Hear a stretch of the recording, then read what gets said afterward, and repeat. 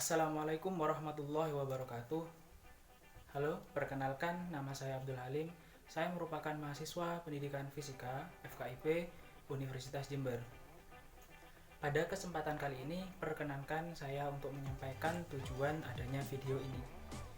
Video ini dibuat untuk memenuhi tugas program kuliah kerja yang diselenggarakan oleh unit Laboratorium KKPLP FKIP Universitas Jember. Program kuliah kerja yang saya lakukan bertempat di Desa Karangpring, Kecamatan Sukorambi, Kabupaten Jember. Secara geografis, Desa Karangpring terletak pada kaki Gunung Argopuro, sehingga sebagian besar penduduknya bermata pencaharian di bidang pertanian, perkebunan, dan peternakan. Dalam sektor pertanian, terdapat berbagai macam jenis tanaman, yaitu seperti mawar, sayur-sayuran, jagung, serta padi. Sedangkan dalam sektor perkebunan terdapat pohon karet dan kopi. Serta dalam sektor peternakan terdapat peternakan kambing dan sapi. Karena letak geografis dari desa ini berada di kaki Gunung Argopuro, terdapat banyak tumbuhan dan pepohonan yang mengisi sehingga menghasilkan suasana yang sangat sejuk. Di masa pandemi seperti ini, banyak warga mengalami sakit, khususnya di Desa Karangpring. Dengan keluhan yang dirasakan oleh warga seperti demam, batuk, dan pilek. Di tengah-tengah masyarakat, terdapat sebagian masyarakat yang percaya dengan adanya virus corona ini. Namun, sebagian yang lain ada yang tidak percaya. Nah, ketika masyarakat mengalami gejala seperti demam, pilek, batuk, dan sebagainya, masyarakat di desa ini mayoritas tidak berobat atau tidak memeriksakan kondisi tubuhnya ke puskesmas atau ke rumah sakit terdekat. Hal ini dikarenakan beberapa faktor. Di antaranya ialah faktor ekonomi dan mental masyarakat yang merasa takut apabila harus di tes swab. Kemudian hasil pemeriksaannya positif. Sehingga masyarakat yang mengalami gejala-gejala tersebut lebih memilih di rumah saja dan mengobatinya secara mandiri dengan memanfaatkan obat-obatan herbal di sekitar rumah mereka. Dari permasalahan ini timbul inisiatif untuk mengajak warga Desa Karangpring, khususnya di Dusun Karangpring, untuk menanam toga seperti jahe, serai, kunyit, kencur, dan temulawak di sekitar perkarangan salah satu rumah warga. Hal ini dilakukan untuk meminimalisir pengeluaran warga yang terdampak dan mempermudah mendapatkan obat herbal tersebut jika dibutuhkan sewaktu-waktu, sehingga tidak perlu membeli ke warung atau ke pasar. Kemudian menurut Kementerian Kesehatan Republik Indonesia pada tahun 2011, secara garis besar, toga banyak memberikan manfaat yang dapat dilihat dari kesehatan, lingkungan, ekonomi, dan sosial budaya. Yaitu pada aspek kesehatan, toga yang berperan sebagai obat tradisional banyak digunakan sebagai upaya pencegahan atau bisa disebut dengan upaya preventif. Banyak toga yang sangat bermanfaat menurunkan morbiditas dan mortalitas dari suatu penyakit seperti hipertensi dan diabetes. Kemudian ada toga yang dikenal sebagai tanaman, buah-buahan, dan sayuran seperti pepaya, pisang, dan daun katuk, namun dapat digunakan sebagai obat. Kemudian pada aspek lingkungan, saat ini banyak Simplicia nabati yang berasal dari tumbuhan liar yang mana nantinya jika tidak dibudidayakan maka tumbuhan tersebut akan punah. Dengan menggalakkan penanaman tanaman obat, berarti juga menggalakkan penghijauan. Tanaman obat yang tinggi dan tertata baik dapat memberikan keindahan pada lingkungan. Kemudian pada aspek ekonomi, tanaman obat dapat meningkatkan pendapatan masyarakat desa karena dengan menanam tanaman obat tersebut, masyarakat dapat menggunakan tanaman tersebut sebagai obat. Namun, tanaman obat tersebut dapat dijual, sehingga menambah penghasilan. Selain itu, tanaman obat tersebut dapat diolah terlebih dahulu menjadi minuman saset sehingga menambah nilai jual. Kemudian yang terakhir pada aspek sosial budaya, dengan menanam toga, upaya pelestarian budaya luhur dalam memelihara dan mempertahankan budaya masyarakat.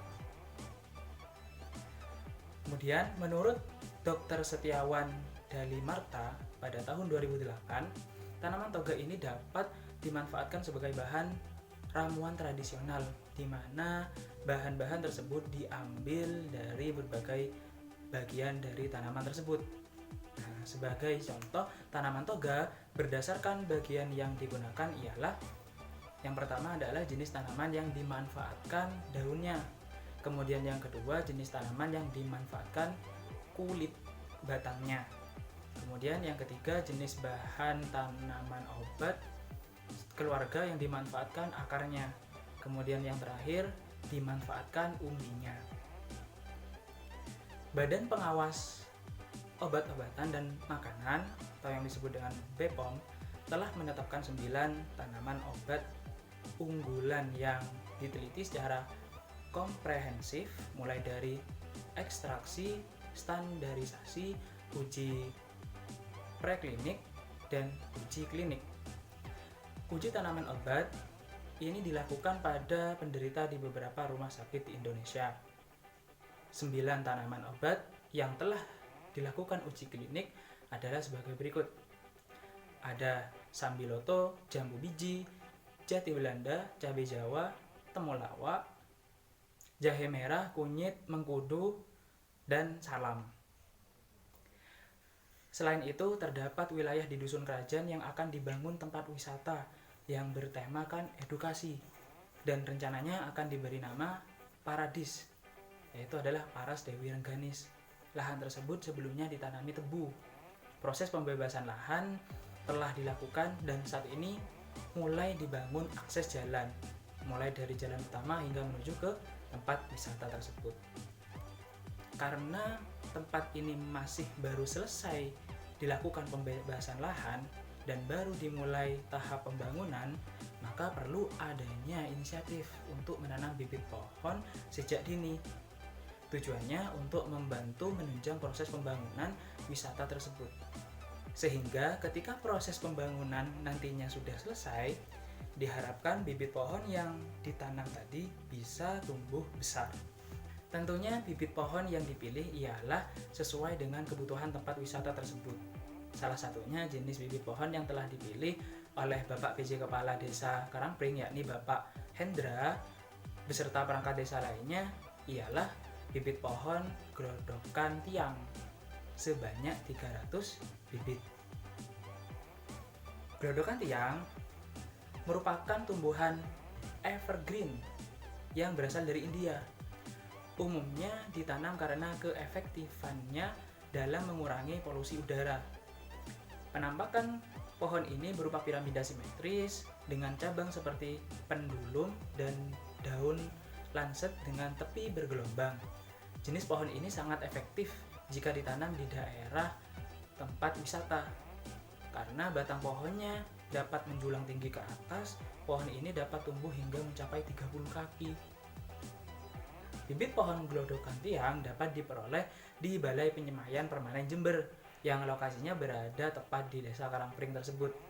Untuk memperoleh bibit-bibit pohon tersebut hanya melengkapi beberapa persyaratan, antara lain SPT, KK, dan KTP. Serta tidak perlu membayar sepeser pun, yaitu gratis. Nah, persyaratan tersebut hanya berlaku untuk masyarakat asli Desa Karangpring. Dengan begitu, sangatlah mudah bagi masyarakat untuk memperoleh bibit-bibit pohon, asalkan bibit-bibit pohon tersebut tersedia di balainya.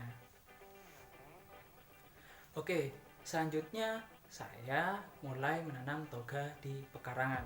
Sebelumnya yang harus dipersiapkan ialah yang pasti lahan, kemudian cangkul, celurit, kemudian bahan seperti jahe, kunyit, temulawak, dan serai.